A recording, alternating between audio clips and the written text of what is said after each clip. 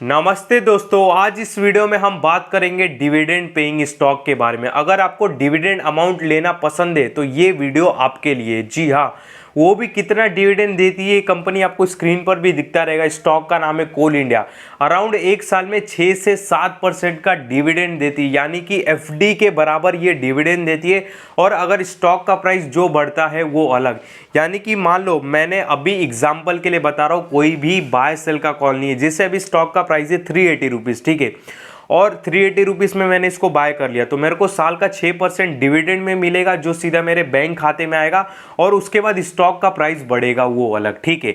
Video में और भी मैं आपको इन्फॉर्मेशन दूंगा, जैसे कि आखिर मैंने इसी कंपनी को क्यों चूज़ किया डिविडेंड के लिए, और ये जो 6% डिविडेंड दे रही है हमको कंपनी, 6, 6.5, 7%, ये आखिर इतना क्यों दे रही है। और ये भी बताऊंगा रीज़न कि आखिर मैंने इसको चूज़ क्यों किया, और डिविडेंड कंपनी को चूज़ कैसे करते, ये सारी इन्फॉर्मेशन जो छोटी मोटी है सब मैं आपको बताने वाला हूँ।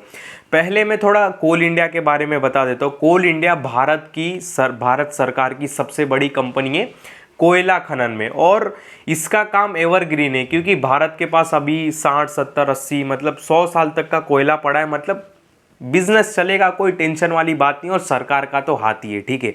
बाकी एक चीज़ मैं बहुत इंटरेस्टिंग दिखाता हूँ, सरकार की बहुत बड़ी कंपनी है, इसको आप हल्के में बिल्कुल भी ना लेना, ठीक है।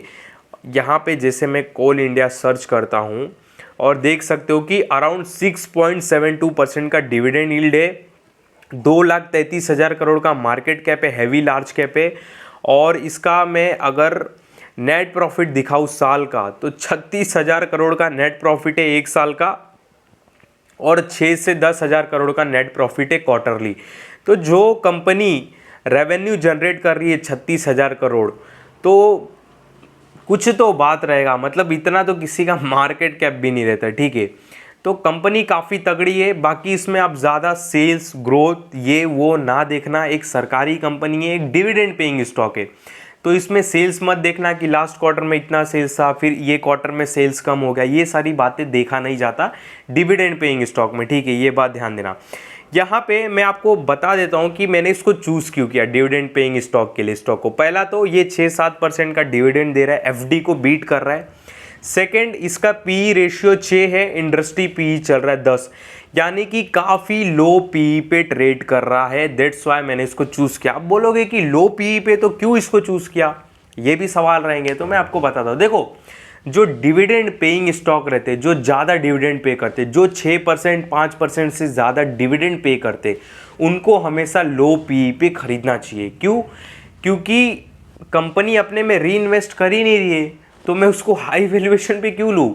अब मान लो ये कंपनी हमको डिविडेंड कितना दे रही है, 6%, 7% का, मतलब जो कंपनी 6-7% का डिविडेंड दे रही है, यानी कि जो भी ये नेट प्रॉफिट जनरेट कर रही है वो अपने पे ज़्यादा री इन्वेस्ट नहीं कर रही है, वो अपना पैसा वापस इन्वेस्टर को बांट रही है, जो भी इन्वेस्टर है, ठीक है, डिविडेंड के रूप में। यहाँ पे जैसे मैं एग्जांपल के लिए दिखाऊं, ये ओपन हो जाए नीचे, मैं जैसे एक सेकेंड और भी अच्छी तरीके से समझाता हूँ।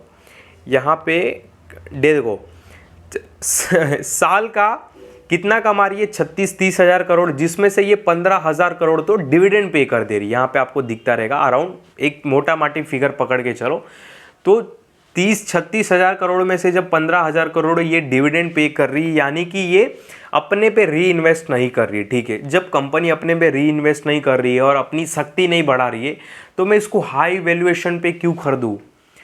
तो आप कभी भी अपनी भी स्टडी करना, देखना, जो भी डिविडेंड पेइंग स्टॉक है जिसका डिविडेंड यील्ड 5% से ऊपर है, वो आपको लो पी पे ही खरीदना चाहिए, और लो पी पे ही दिखाई देगी। अगर वो हाई पी पे दिखाई दे रहा है तो फिर नहीं लेना चाहिए, ठीक है। तो यहाँ पे देख सकते हो 6 का पी चल रहा है, और पीबी रेशियो की बात करूँ तो 2.44 है, डिविडेंड यील्ड 7% के आसपास है। दैट्स वाई मैंने इसको चूज़ किया। भारत की एक नवरत्न कंपनी में से आती है, तगड़ी कंपनी है। और एक और मैं आपको दिखा देता हूँ, IOCL का एक वीडियो भी बनाया था, अगर वो देखोगे तो आपको और भी जानकारी मिल जाएगी, ठीक है, डिविडेंड स्टॉक के बारे में। यहाँ पे मैं प्राइस रेंज दिखाऊँ तो देख सकते हो कि 200 मूविंग डे एवरेज से ये 22% गिर चुका है, और रिवर्सल देखने के लिए इसको इसमें मिल रहा है। मैंने एक IOCL जो इंडियन ऑयल है उसके ऊपर वीडियो बनाया था, रिसेंटली बनाया रहेगा, स्लाइड करना मेरे यूट्यूब वीडियो में आपको दिख जाएगा। उसमें मैंने बताया था कि जो डिविडेंड पेइंग स्टॉक रहती है उसको हमेशा 6 के, 5 के, 4 के, 10 के नीचे पीई पे खरीदना चाहिए और 200 मूविंग डे एवरेज से मिनिमम 15% से ज़्यादा गिराओ तब डिविडेंड पेइंग स्टॉक को कंसीडर करना चाहिए। ठीक है, समझे बात को, समझे ना। तो वहाँ पे मैं एग्जांपल भी दिखाया था कि जितने भी डिविडेंड पेइंग स्टॉक है, मतलब जितने सरकारी कंपनी ज़्यादातर डिविडेंड पेइंग ही स्टॉक होते हैं। ठीक है, मतलब क्यों होते हैं? क्योंकि सरकारी कंपनी पॉपुलेशन के हिसाब से कैपेसिटी बढ़ाती है। ठीक है, उनको जितनी नीड है वो उतनी काम करते हैं, एक्स्ट्रा मशीन खरीद के रखेंगे नहीं, क्योंकि उनका अगर 2 मशीन में काम हो रहा है तो एक्स्ट्रा मशीन क्यों खरीदे। तो जब 2 मशीन में काम हो रहा है, अगर उनको नेट प्रॉफिट ज़्यादा हो रहा है तो वो डिविडेंड बात देते, रिटर्न में इन्वेस्टर को पैसा दे देते। समझे बात को। तो ज़्यादातर सरकारी कंपनी डिविडेंड पेइंग स्टॉक होते हैं, हमेशा वो लो पीई पे इसके लिए चलते भी हैं, चलते ही आ रहे और मेरे ख्याल से आगे भी चलते रहेंगे। ठीक है, तो हमेशा लो पीई पे ले भाई, जैसे कि आयोसील देखो 10 के पीई पे चल रहा है। ठीक है, तो यहाँ पे इसलिए मैंने कोल इंडिया को चूज़ किया और ये बहुत अच्छी बात है। 200 मूविंग डे एवरेज से 22% करेक्ट हो चुका है और वहाँ से एक रिवर्सल देखने के लिए मिल रहा है और ये 200 मूविंग डे एवरेज से 15% ज़्यादा गिरा है। ठीक है, और मैंने 1-2 एग्जांपल भी दिखाया था IOCL वाले स्टॉक में, वीडियो जब बनाया था कि जो भी 2-3 स्टॉक मैंने दिखाया था वो सब गिरे हुए थे, मतलब 200 मूविंग डे एवरेज से 15-20%, और परफेक्ट सारे स्टॉक 3-4 स्टॉक दिखाए थे 20% 22% के बाद रिवर्स हो रहे थे, मतलब भाग रहे थे।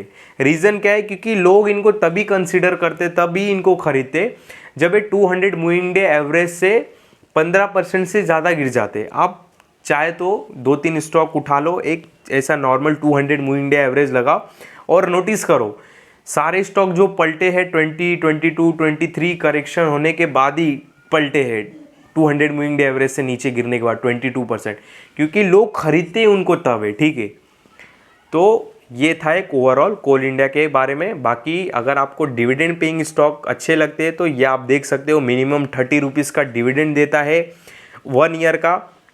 क्वार्टरली रिजल्ट भी आने वाले 27 जनवरी को, तो मेरे ख्याल से आप वेट भी कर सकते हो, सोच समझ सकते हो। रिजल्ट क्या पता बुरा आ जाए तो और स्टॉक गिर जाए, अच्छी बात हो जाएगी, अच्छा आ जाए तो थोड़ा ऊपर चला जाएगा। तो आप अपने हिसाब से दिमाग लगा सकते हो। और रिज़ल्ट आने वाला है तो आप न्यूज़ में, यूट्यूब पे या कहीं पे आप देख सकते हो, रिज़ल्ट के पहले वो अनुमान लगाते हैं कि ऐसा रिज़ल्ट आएगा वैसा।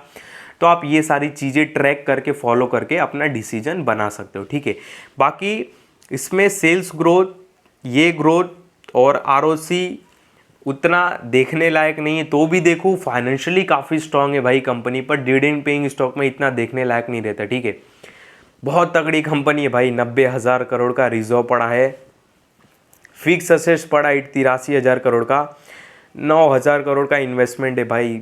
सरकार की एक दमदार कंपनी है। ठीक है, बहुत मस्त है। यहाँ पे देख सकते हो कि mining coal also operate coal washeries, the major consumer of company are power, steel sector consumer. इसके बिना इंडिया का काम नहीं चलेगा भाई, समझे बात को। कोयले की क्या वैल्यू है जाके थोड़ा यूट्यूब पे पता लगा देना। तो ये था एक डिविडेंड पेइंग स्टॉक के बारे में। रीज़न भी सारे बता दिए, ऐसे हवे में बस नहीं बोल दिया कि 6% डिविडेंड जा रहा है। ठीक है, रीज़न भी बताया कि 6% क्यों दे रहा है डिविडेंड, और अगर 6% दे रहा है तो हम लो पी पे क्यों कर दे। समझे सारी बातें, रीज़न और एक हिसाब किताब से बताया। ठीक है, तो इस वीडियो में आपको कोई भी बाय सेल का कॉल नहीं है, ध्यान देना। जो भी बातें बताई केवल समझाने के लिए बताई, बाकी जो स्टॉक का नाम देखा केवल समझाने के लिए बताया। मेरे इस वीडियो में आपको किसी भी तरह का बाय सेल का कॉल नहीं है, इस बात का ध्यान देना। जो भी बातें बताई केवल समझाने के लिए ही बताया, एजुकेशनल और स्टडी पर्पज़ के हिसाब से बताया। तो ध्यान देना, मेरे किसी भी वीडियो में कभी भी किसी भी स्टॉक से रिलेटेड बाय सेल का कॉल होता नहीं है, इस बात का आप बहुत बहुत ध्यान देना।